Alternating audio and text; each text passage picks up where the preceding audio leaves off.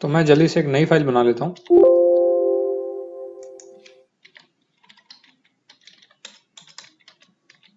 And इसका नाम हम दे देते हैं फाइल हैंडलिंग 2।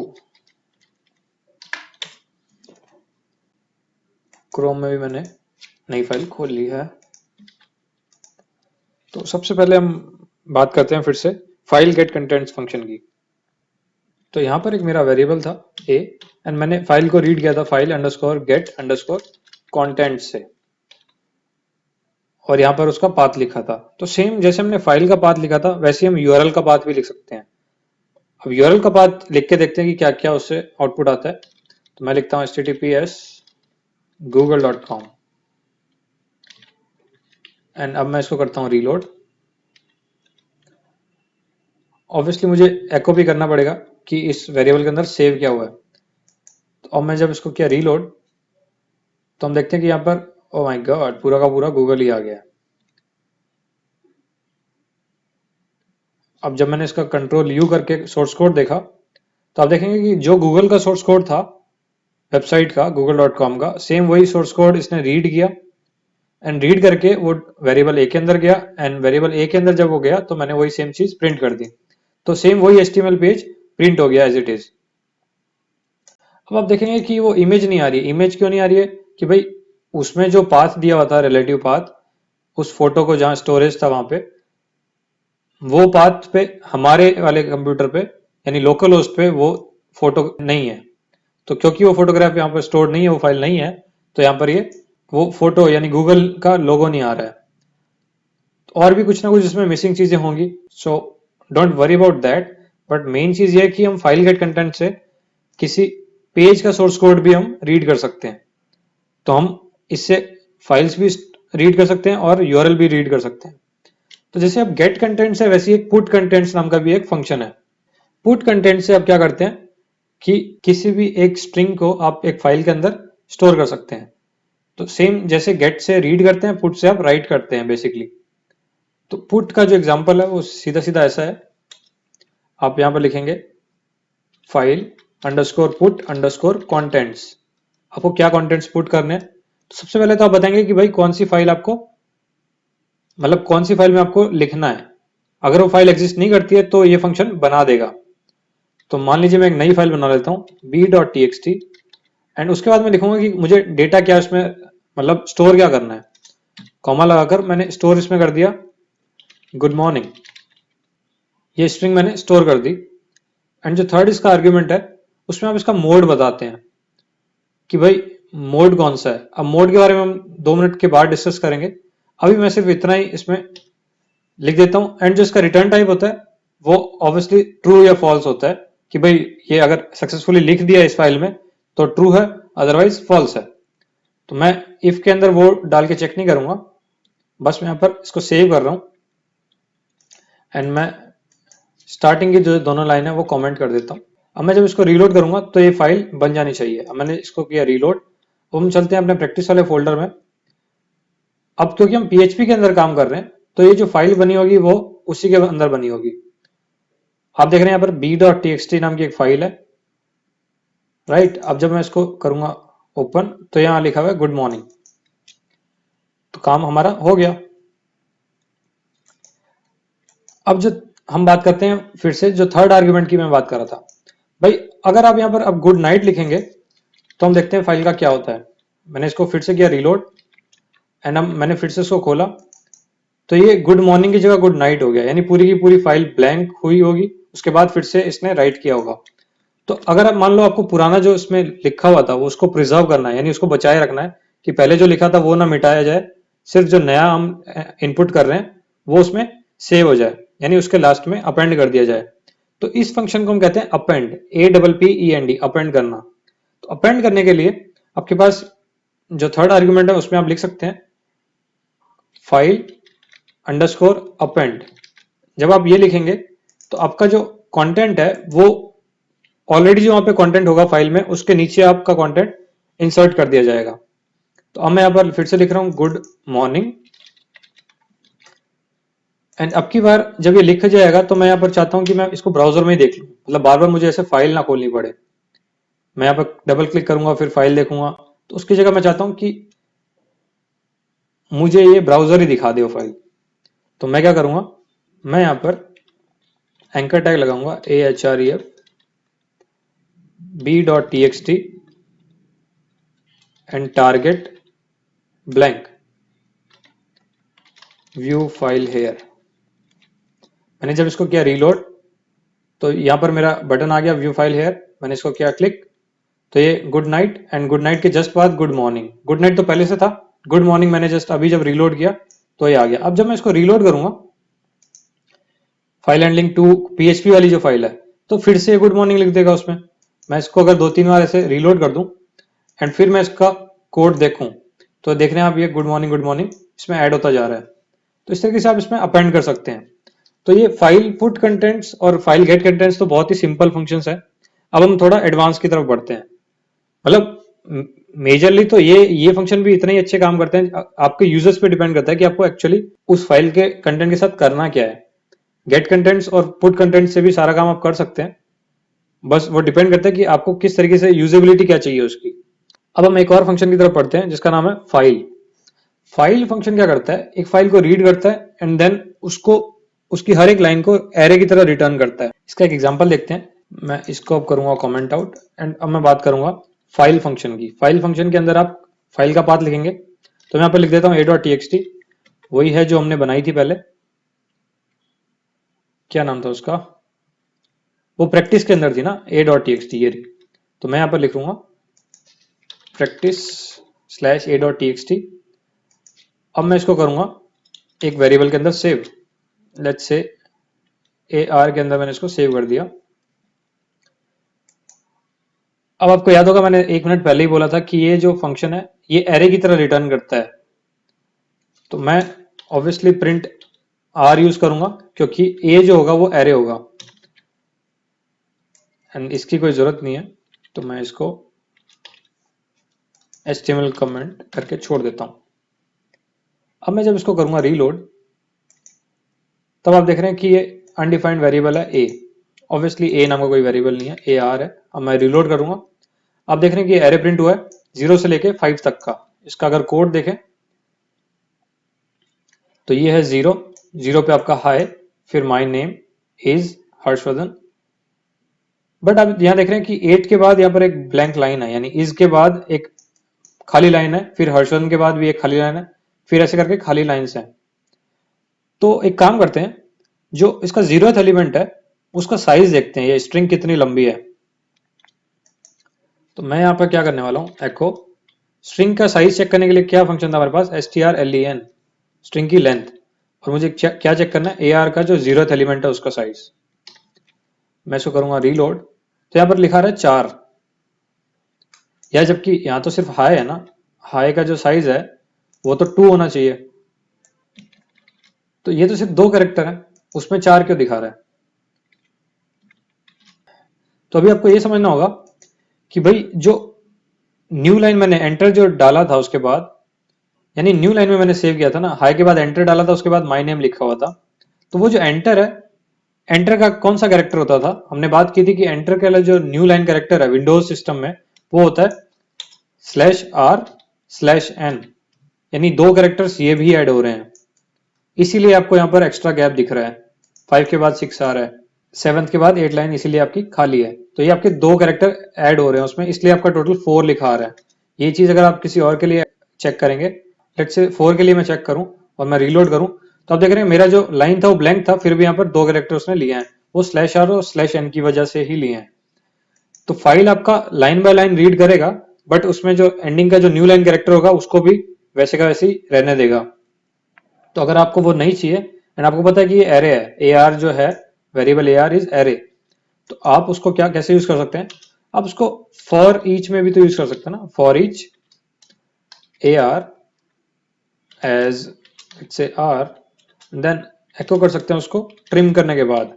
तो ट्रिम करने से आपका जो वो था न्यू लाइन जो था आपका हट जाएगा।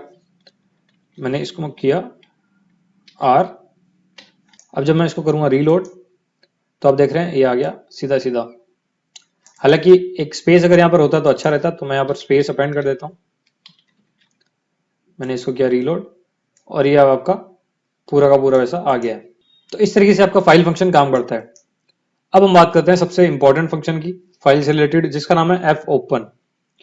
एफ ओपन थोड़ा सा ट्रिकी है समझने में, आपको हो सकता है मुश्किल लगे, बट अगर एक बार आप ध्यान से सुन लेंगे तो आपको अच्छे से समझ आ जाएगा। एंड एक बार आपको समझ आ गया तो आप हमेशा एफ ओपन ही यूज करेंगे, बिकॉज एफ ओपन एक्चुअली में इतना ज्यादा यूजफुल और पावरफुल है। एफ ओपन एक्चुअली पॉइंटर के हिसाब से काम करता है। पॉइंटर की हमने कई वीडियोस में थोड़ा थोड़ा बात करा होगा, तो पॉइंटर के बारे में आज हम थोड़ा सा और डिटेल में शायद डिस्कस करेंगे। तो let's get into that function कि एफ ओपन कैसे यूज होता है और उसमें क्या क्या हम कर सकते हैं। मैं ये सारा फिर से कमेंट आउट कर देता हूं। अब हम बात करेंगे एफ ओपन की। एफ ओपन के बारे में पहले बता चुका हूं कि अगर आपकी फाइल आप कोई ओपन करने की कोशिश करते हैं और अगर ये राइटिंग मोड में आपने इस फंक्शन को यूज किया है तो वो फाइल अगर नहीं भी होगी तो क्रिएट कर देगा। तो सबसे पहले तो इसके जो आर्ग्यूमेंट्स हैं वो पढ़ते हैं। इसमें दो इंपॉर्टेंट है, जो आप आर्ग्यूमेंट्स हैं, दो इंपॉर्टेंट आर्ग्यूमेंट्स है, पैरामीटर्स आप देंगे। पहला पैरामीटर जो आप देंगे वो देंगे फाइल का नाम कि कौन सी फाइल खोलनी है। दूसरा जो पैरामीटर आप देंगे वो होगा कि कौन से मोड में खोलनी है। अब इसके ना बहुत सारे मोड होते हैं कि किस मोड में आपको फाइल को ओपन करना है। अब मोड से मेरा मतलब है कि भाई फाइल को ट्रीट कैसे करना है, उसको सिर्फ रीड करना है आपको, यानी उसका पर्पज क्या है, आप क्यों खोलना चाह रहे हैं। उसको रीड करना है, रीड के साथ राइट भी करना है, सिर्फ राइट करना है। अगर सिर्फ राइट करने को बोलेंगे तो भाई वो आपका जो पूरी की पूरी फाइल थी वो ब्लैंक कर देगा एंड उसके बाद उसको लिखने की कोशिश करेगा। तो इस तरीके से कई सारे इसके मोड हैं, तो उनके बारे में हम डिस्कस करेंगे। तो एक फाइल ले लेते हैं हम सिंपल सी, फिर से ये ले लेते हैं अपना जो a.txt था, मैंने लिखा practice/a.txt। अब यहाँ पर आपको लिखना पड़ेगा मोड, कि आप राइटिंग मोड में लिख रहे हैं, रीडिंग मोड में। तो इस तरीके से कई सारे मोड हैं, R+, W+, A से अप एंड होता है। तो ये सारे जो मोड्स हैं इनके बारे में डिटेल आप php.net पे पढ़ सकते हैं। मैं इस फाइल को सिर्फ और सिर्फ रीड करने के लिए यहाँ पर R लिख रहा हूँ एंड ये मैंने लगाया सेमीकोलन। अब जब ये आप ओपन करेंगे फाइल तो ऑब्वियसली ये किसी वेरिएबल में आप स्टोर कर सकते हैं। लेट्स से मैंने ओ के अंदर इसको स्टोर कर लिया। अब ओ का टाइप क्या होगा, मतलब ओपन कर लिया तो इसमें अंदर क्या आएगा, स्ट्रिंग आएगी या क्या होगा। तो सबसे पहले हम चेक करते हैं कि ओ का टाइप क्या है। तो गेट टाइप, तो जब आप इसको रीलोड करेंगे तो आप देख रहे हैं यहाँ पे लिखा रहा है रिसोर्स। तो ये भी एक टाइप है, ना ये इंटीजर है ना ये बुलियन है, ये रिसोर्स टाइप है। तो अब आपका रिसोर्स जो है वो इससे अटैच हो गया, यानी एक रिसोर्स बन गया आपका। अब उस रिसोर्स के साथ क्या करना है, उसके लिए आपके पास फंक्शंस हैं। भाई आपने ओपन तो कर लिया है, यानी एक आपका जो कनेक्शन था इस फाइल के साथ वो बन गया है। कनेक्शन बनने के बाद आपको क्या करना है, आपको इस फाइल में से रीडिंग करनी है, इस फाइल में लिखना है, या इस कनेक्शन को क्लोज करना है। क्लोज करने के लिए आपके पास हमेशा फंक्शन होगा एफ क्लोज। तो अब आपका रिसोर्स टाइप तो बन गया है। अब आप क्या कर सकते हैं, इस पे जितने भी इससे रिलेटेड फंक्शन है फाइल से वो सारे यूज कर सकते हैं। तो सबसे एक सिंपल सा फंक्शन है एफ गेट सी, यानी एक कैरेक्टर रीड करना है आपको एक फाइल से। अब इसको यूज कैसे करना है वो आप देखिए, एफ गेट सी। अब ये एक कैरेक्टर रीड करेगा फाइल में से। अब फाइल कैसे बताएंगे, फिर से आपको पाथ नहीं देना है, नहीं, फाइल तो आपकी खुल गई है, आपका जो कनेक्शन था फाइल के साथ वो बन गया है यहाँ पर $O। तो जब भी आप फाइल की बात में करूंगा तो वो उसके हैंडल की बात हो रही है कि वो कौन सा कनेक्शन जो हमारा बना हुआ फाइल से हम उसको यूज करेंगे। तो यहाँ पर आप लिखेंगे $O, यानी आपकी फाइल खुल गई है। अब आपको एक कैरेक्टर इससे रीड करना है, तो आप इसको एको कर सकते हैं। तो एक कैरेक्टर ये रीड करेगा और आपको बताएगा। मैंने इसको किया रीलोड, तो यहाँ पर H लिखा हुआ आ गया। तो हमारी जो a.txt थी उसके अंदर क्या लिखा था, हाय माय नेम इज वगैरह लिखा हुआ है। तो अब H लिखा हुआ आ गया। मैं इसको फिर से रीलोड करूंगा तो भी H आया। अब मैं इस लाइन को डुप्लीकेट कर देता हूं। अब मैंने जब इसको किया रीलोड तो ये हाई लिखा आ गया, यानी पहले H आया, यानी एक कैरेक्टर रीड हुआ, फिर से एक और कैरेक्टर रीड हुआ। मैं इसको फिर से एक बार यूज कर लेता हूं, तो आपका इस बार न्यू लाइन आया होगा जो हमने एंटर वहां पे डाला हुआ था। फिर से मैं अगर एक और करूं तो रीलोड किया तो पहले आपका /R आया होगा, अब की बार /N आया होगा। फिर से मैं अगर इसको यूज करूं तो अब की बार जो नेक्स्ट कैरेक्टर था वो ये आएगा। मैंने जब इसको किया रीलोड तो आप देख रहे हैं कि ये पहले न्यू लाइन आई उसके बाद M आया, यानी एक एक कैरेक्टर वो पढ़ रहा है। और एक बार में सिर्फ एक ही कैरेक्टर ये पढ़ सकता है। तो ये सबसे सिंपल फंक्शन है, ये कैरेक्टर पढ़ता है fgetc। इससे थोड़ा सा जो बड़ा फंक्शन है उसकी बात हम करते हैं, उसका नाम है fgetS। fgetS क्या करता है, वो एक लाइन पढ़ता है। अब वो लाइन कब तक पढ़ेगा कि भाई जब तक उसको न्यू लाइन कैरेक्टर ना दिख जाए, जब तक उसको एंटर की जहां प्रेस हुई थी वहां ना दिख जाए, तब तक वो उसको लाइन को पढ़ता रहेगा। या फिर एक आपका कैरेक्टर होता है EOF। EOF का मतलब है एंड ऑफ फाइल। ये एक ऐसा फ्लैग होता है जो किसी भी सिस्टम में किसी भी फंक्शन को बताता है कि भाई इस फाइल को अब आगे नहीं पढ़ सकते, ये फाइल अब खत्म हो गई है। तो जब तक आपकी फाइल खत्म नहीं हो जाती या फिर आप उसको इस फंक्शन को एक न्यू लाइन कैरेक्टर नहीं मिल जाता, तब तक वो पढ़ता रहेगा। तो fgetS ट्राई करते हैं अब हम। मैंने fgetS लिखा यहां पर, ये मैं छोड़ रहा हूं। fgetS भी एक स्ट्रिंग आपको देगा। मैंने अब यहां पर इसको किया रीलोड, ये आई उसने रिटर्न किया है। अगर मैं इसको कैरेक्टर को प्रिंट ना करूं तो ये रीड तो हो गया है ना, यानी लाइन नंबर 11 ने एक कैरेक्टर रीड कर लिया है, बस प्रिंट नहीं किया है। मैंने अब इसको किया रीलोड, सिर्फ आई आ रहा है यहां पर, क्योंकि इसके बाद इसको क्या दिखा होगा fgetS को, न्यू लाइन कैरेक्टर। अब आप सोच रहे होंगे कि यार एच कहां गया, पहली लाइन अगर इसने पढ़ी थी, राइट, पहली लाइन पढ़ी थी तो हाई लिखा था, पूरा आना चाहिए था, बट एच नहीं आया, सिर्फ आई आया है। क्यों? क्योंकि एक कैरेक्टर भाई fgetC पढ़ चुका था। तो पॉइंटर इसी तरीके से काम करते हैं कि ये जो फाइल थी हमने पॉइंटर के थ्रू एक्सेस किया था। पॉइंटर का मतलब ये है, जब मैंने fgetS यूज किया तो वो चाहता था कि पूरी पूरी लाइन पढ़ी जाए, बट जब fgetS यूज किया उस टाइम पे पॉइंटर कहां पे था वो डिपेंड करता है सारा सारा। तो जब मैंने fgetC यूज किया था, यानी एक कैरेक्टर जब मैंने रीड किया, तो ये जो मेरा पॉइंटर है, यानी जो मेरा कर्सर है, वो h के बाद आ गया था, वहां पे सेव हो गया था। एंड क्योंकि हमने हमेशा, मैंने आपको बताया कि एक कनेक्शन है, तो यानी कंटिन्यूस जो भी सारे फंक्शन इसको यूज करेंगे वो सेम कनेक्शन पे काम करेंगे। एंड उस कनेक्शन में स्टोर था कि भाई h के बाद है की बार कर्सर, तो जब fgetS की बारी आई तो उसको सिर्फ आई दिखा, एंड आई के बाद उसको जैसे न्यू लाइन दिखा वो तो हट गया। तो एक बार फिर से चलते हैं हम अपने कोड की तरफ।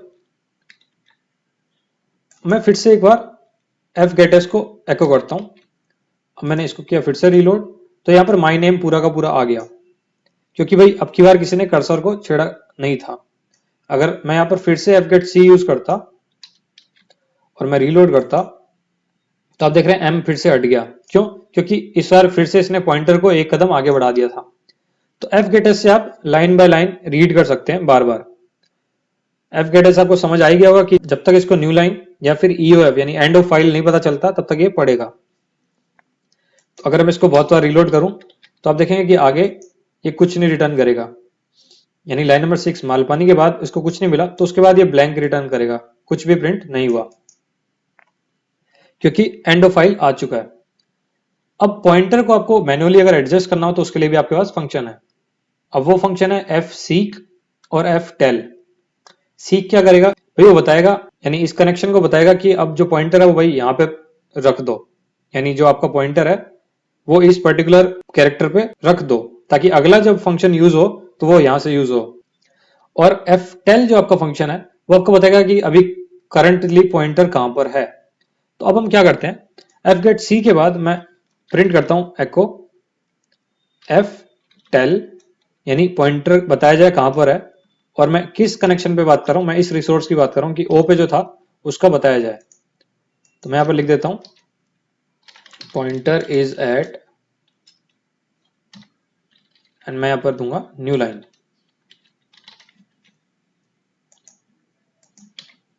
पॉइंटर इज एट 1, यानी एक पे है अभी पॉइंटर। अब मैं आपके लिए एक छोटा सा टेस्ट प्रिपेयर करता हूं।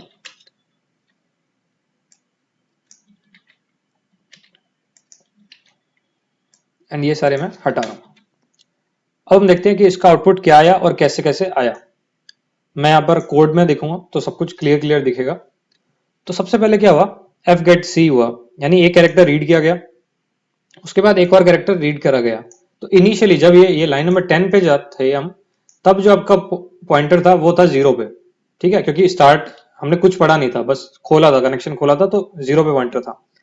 लाइन नंबर 11 चली, फिर 12 चली, तो 2 पॉइंट आगे बढ़ गया पॉइंटर, तो पॉइंटर 2 पे हो गया, ठीक है। फिर लाइन नंबर 14 चली तो पूरी पूरी लाइन पड़ी गई, फिर से एक और लाइन पड़ी गई। तो आप वो सारे कैरेक्टर्स समझिए कितने हुए। पहले हमारे 2 हुए थे, उसके बाद जो थर्ड कैरेक्टर था वो आपका था /r, यानी जो एंटर कैरेक्टर था /r और /n। तो 14 लाइन नंबर 14 ने वो न्यू लाइन पढ़ा, तो अब हम पहुंच गए 4 पर। फिर एक और लाइन पढ़ी गई तो उसमें आ गया माई नेम, तो 4 में ये ऐड कर लीजिए, 5 6 7 8 9 10 11 एंड 2 आपके फिर से न्यू लाइन वाले, तो 13 पे हो गया। और जो लाइन नंबर 15 है उसका आउटपुट आपको दिख रहा है, ये जो हमने F12 यूज किया तो पॉइंटर था 13 पर। हो गया सिंपल है काम, ये सिंपल मैथमेटिक्स है। आप बस याद रखें कि /r और /n भी एक कैरेक्टर है, तो उसके हिसाब से पूरा कैलकुलेशन पूरा सही है, 13 पे पॉइंटर है। अब मैं क्या करूंगा, मैं इसको बताऊंगा इस कनेक्शन को कि भाई पॉइंटर फिर से स्टार्टिंग में ले जाओ या फिर कहीं और ले जाओ। तो अब मैं क्या करूंगा, एफ सीक, मैं अब इसको पॉइंटर को कर देता हूं लेट्स से 6 पर, ठीक है। ये तो सिर्फ मैंने पॉइंटर बताया, बट किस वाले कनेक्शन के लिए बताया वो मुझे बताना पड़ेगा ना, पहले कौन सी फाइल है। तो मुझे यहां पर लिखना पड़ेगा $O एंड उसका पॉइंटर डाल दीजिए आप 6 पर, ठीक है। अब मैं फिर से गेट एस ले लेता हूं, यानी एक इसमें स्ट्रिंग आ जाए। अब मैं इसको करता हूं फिर से रीलोड, तो आप देख रहे हैं कि ये 13 पे तो था, उसके बाद ये प्रिंट हुआ स्पेस नेम। क्यों? क्योंकि 6 का मतलब था कि पॉइंटर यहां पर y के बाद यहां पर रुक गया है, तो उसके बाद ये चीज आएगी पूरी की पूरी। एंड गेटस को जब न्यू लाइन दिखी नेम के बाद तो वो रुक गया। अब मैं अगर फिर से F12 यूज करूं तो आपको पता चलेगा कि पॉइंटर फिर से 13 पे है। क्यों? क्योंकि आपने वही लाइन पे छोड़ा जहां पे पहले आपने छोड़ा था, बस सी जो था वो 6 पे ले गया था पॉइंटर, यानी 6th कैरेक्टर पे पॉइंटर ले गया था। ये चीज पूरा समझने में आई नो बहुत मुश्किल है, लेकिन इसको अगर एक बार आप समझने बैठे हैं और पूरा पेपर और पेंसिल लेके बैठे एंड आप काउंटिंग करें कि कौन सा कैरेक्टर कहां पे था, तो ये मैथमेटिकली एकदम सही है। एंड इसी तरीके से काम करता है पूरा पॉइंटर के साथ। तो आपने गेट एस के साथ आपने पूरा का पूरा एक लाइन पढ़ लिया। अगर आपको ऐसी पूरी की पूरी फाइल पढ़नी है गेट एस करके, अब गेट एस तो आपने एक बार किया, 2 बार किया, कितनी बार करेंगे? आपको तो पता नहीं ना कि फाइल में कितनी लाइंस हैं। तो उसके लिए भी आप सिंपली क्या कर सकते हैं, वाइल लूप लगा सकते हैं एंड आप चेक कर सकते हैं कि जब तक फाइल खत्म नहीं होती तब तक आप गेट एस करके एक एक लाइन पढ़ते जाएं। तो इसको पीएचपी लाइन रीडिंग करके कहते हैं कि पीएचपी से लाइन कैसे रीड करी जाए। तो उसका एक प्रोग्राम बनाते हैं सिंपल सा। मैं इसको कर रहा हूं कमेंट आउट। अब आपको पता है कि लाइन नंबर 10 पे मैंने एक कनेक्शन बना लिया है, यानी एक रिसोर्स मेरे पास है। मुझे क्या करना है, वाइल लूप लगाना है। तो मैंने लगाया वाइल लूप।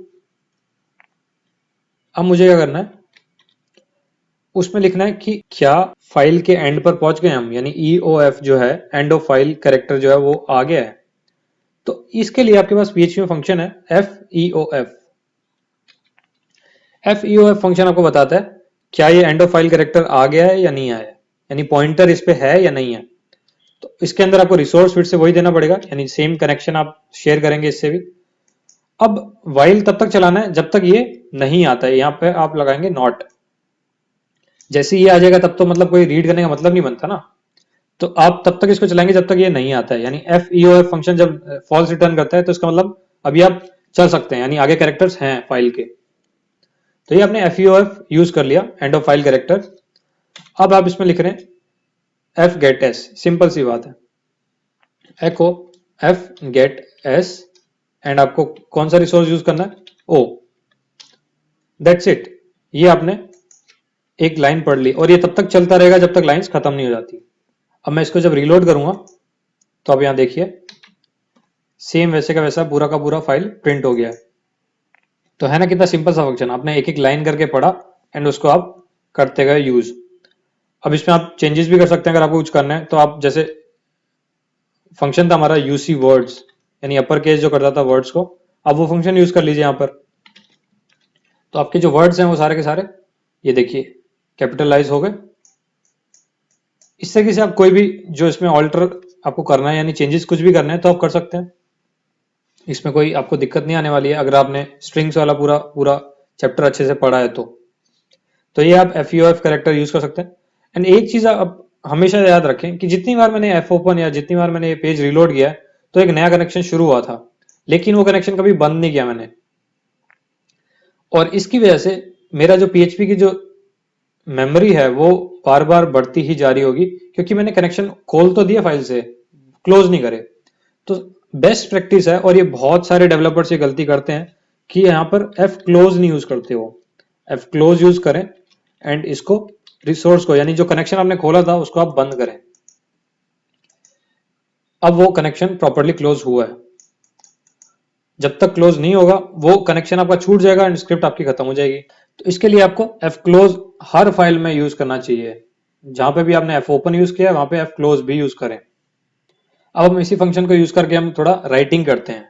अभी तक हमने सिर्फ रीडिंग करी है उस फाइल से, तो अब मैं यहाँ पर लिखने वाला हूं W। अब इससे हम राइट करेंगे, तो उसके लिए आपके पास फंक्शन है एफ राइट, और इसके अंदर आप रिसोर्स डालेंगे सबसे पहले कि कौन से कनेक्शन में आपको लिखना है एंड क्या लिखना है। तो मैं यहाँ पर लिख देता हूँ हेलो वर्ल्ड। अब मैंने जब इसको किया रीलोड तो यहाँ पर कुछ नहीं आया, लेकिन मेरा जो a.txt था उसमें आपका देख रहे हैं कि हेलो वर्ल्ड लिखा आ गया है, राइट। ये था मेरा राइट वाला मोड। अब मैं यहाँ पर कर देता हूँ W+ से क्या होता है कि आप इससे रीड भी कर सकते हैं और राइट भी कर सकते हैं। पहले सिर्फ और सिर्फ राइट मोड था, आप रीड नहीं कर पाते। अगर मैं यहाँ पर W लिखता और इनमें से मान लीजिए गेट एस यूज कर लेता तो आप देखते हैं कि क्या आता है। मैंने जब इसको किया रीलोड तो कोई भी आउटपुट नहीं आ रहा है। रीजन बीइंग कि ये सिर्फ और सिर्फ राइट मोड है, इसमें रीड अवेलेबल नहीं है। लेकिन यही मैं W+ कर दूं तो आप इससे रीड भी कर सकते हैं, बट आप इसको ऐसे यूज नहीं कर पाएंगे। अब इसका कारण बहुत ध्यान से सुनिए। जो आपका W मोड है वो राइटिंग के लिए खोलेगा, राइट। लेकिन वो क्या करेगा कि जो आपका फाइल पॉइंटर था वो स्टार्टिंग में रख देगा, और फाइल का जो भी कंटेंट होगा उसको ब्लैंक कर देगा। यानी आपकी W अगर यहाँ लिखते हैं तो आपकी फाइल कोई भी हो वो एकदम खाली हो जाएगी, खाली हो जाएगी। उसके बाद आप इसमें राइट करें या नहीं करें, जब आप एफ क्लोज यूज करेंगे तो आपको फाइल वो एकदम ब्लैंक मिलेगी। यही चीज आप W+ में देखिए कि आप रीड भी कर सकते हैं, राइट भी कर सकते हैं, लेकिन फाइल फिर से आपकी ब्लैंक कर दी जाएगी, और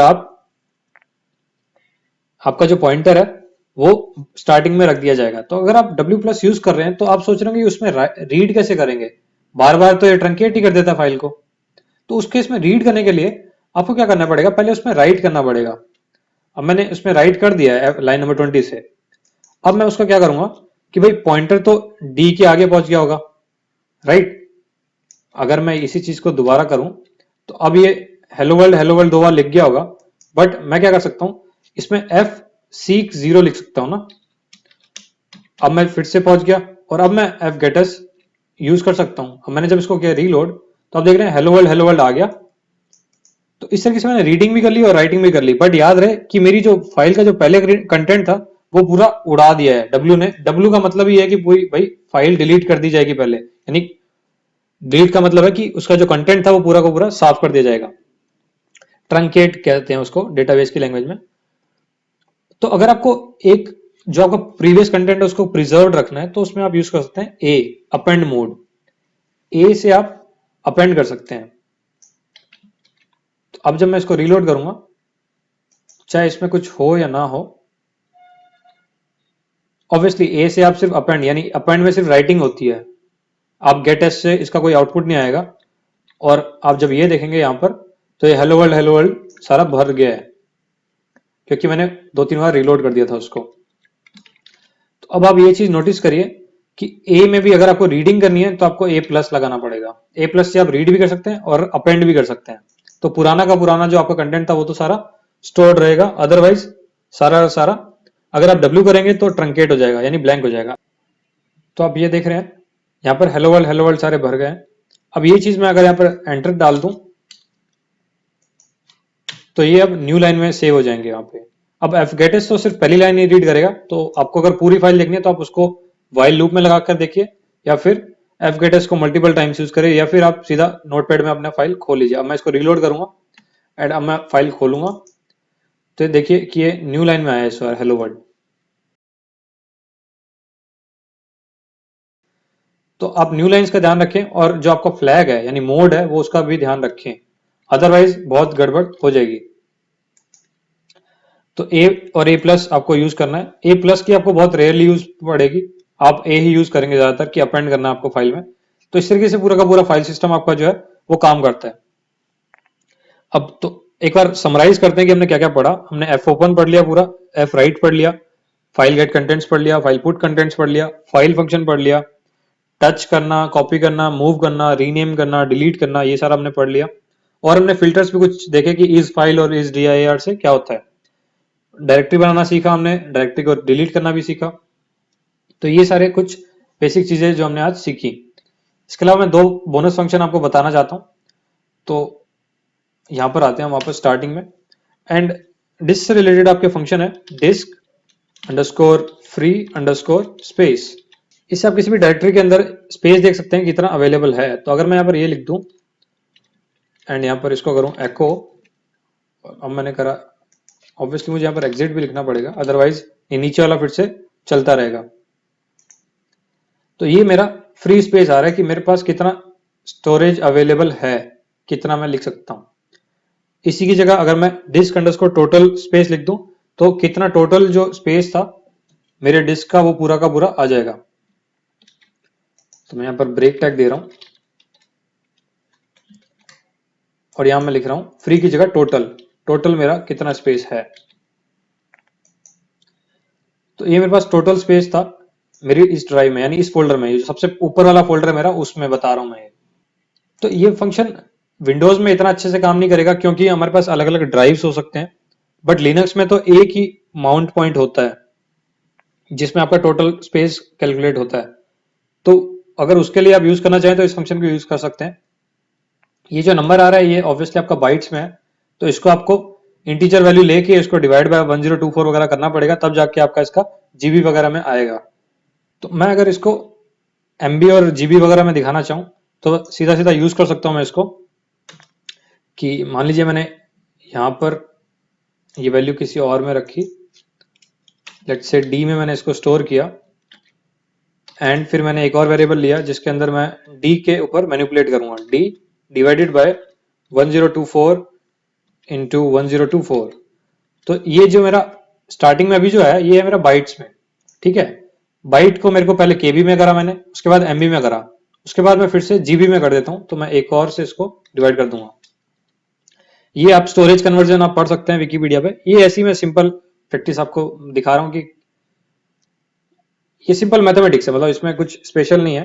आप ऐसे सीख सकते हैं कि अगर आपको स्टोरेज कहीं पे दिखाना है अपने वेब ऐप में कि कितना स्टोरेज बचा हुआ है सिस्टम में, तो आप इस तरीके से कुछ दिखा सकते हैं। मैं यहाँ पर लिख रहा हूँ $i और यहाँ पर लिख दिया मैंने जीबी। तो ये 380 जीबी मेरा यूज हो गया है, सॉरी 380 जीबी मेरा फ्री स्पेस है। सही में है क्या इतना?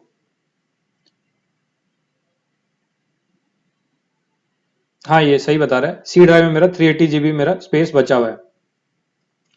तो एकदम एक्यूरेट है। और ऑब्वियसली मैं इसको यहाँ पर नंबर फॉर्मेट भी कर सकता हूँ, नंबर अंडरस्कोर फॉर्मेट, उसमें मैं सिर्फ 2 डिजिट का ही दूंगा। तो इस तरीके से मैं इसको मैनिपुलेट पूरा कर सकता हूँ। ये मेरा 381 जीबी के आसपास फ्री है। सेम ऐसे ही अगर इसके साथ भी करना हो तो मैं इसके साथ भी कर सकता हूँ एंड फिर से उसको आउटपुट कर सकता हूँ। तो पीएचपी में ये आपके लिए बोनस टिप है कि फीचर्स आप सारे के सारे इन्हीं फंक्शन से ही क्रिएट करेंगे जो मैंने फंक्शंस बनाए हैं।